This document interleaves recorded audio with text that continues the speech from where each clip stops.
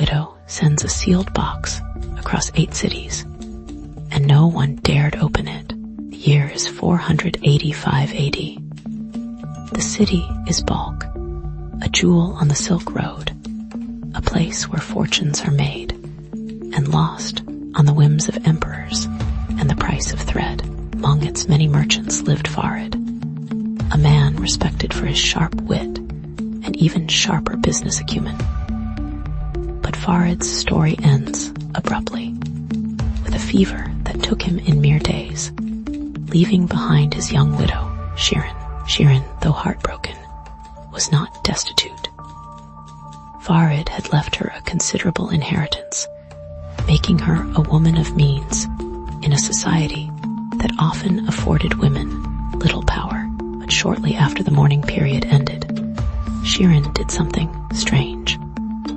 She commissioned a sturdy wooden box, sealed it meticulously with wax bearing her personal seal, and arranged for its transport, not to a nearby village, but across 8 major cities along the Silk Road, each further and more significant than the last. The instructions were simple. The box was to be delivered to a specific address in each city, held for exactly 1 week, and then forwarded to the next. But under no circumstance was the box to be opened. What could this enigmatic widow possibly be sending?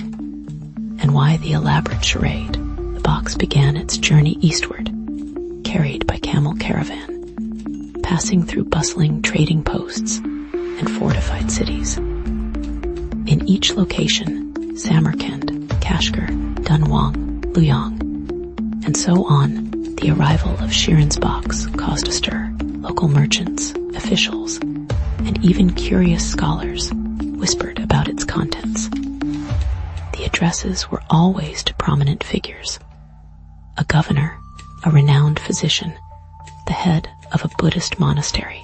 Each recipient, after a week of intense speculation, followed Shirin's instructions to the letter, carefully resealing the box with their own official seals before sending it onward.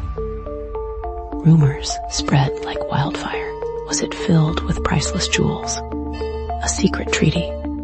Perhaps a deadly plague? The mystery deepened with each passing city. Yet, despite the temptation, no one dared to break the seals. Shirin's reputation, and perhaps something more, preceded the box. Was it respect, fear, or something else entirely that kept their curiosity at bay? Why would she trust so many people she never met with something so valuable? Months passed, and the box continued its eastward trajectory. Then came the first twist.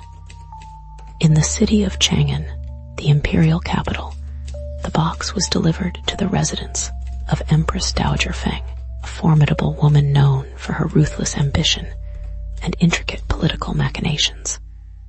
Empress Feng was not easily intimidated. She received the box with a skeptical eye. After a week, instead of forwarding it as instructed, she summoned her most trusted advisors. Surely, they reasoned, such an elaborate scheme must be a plot against the throne.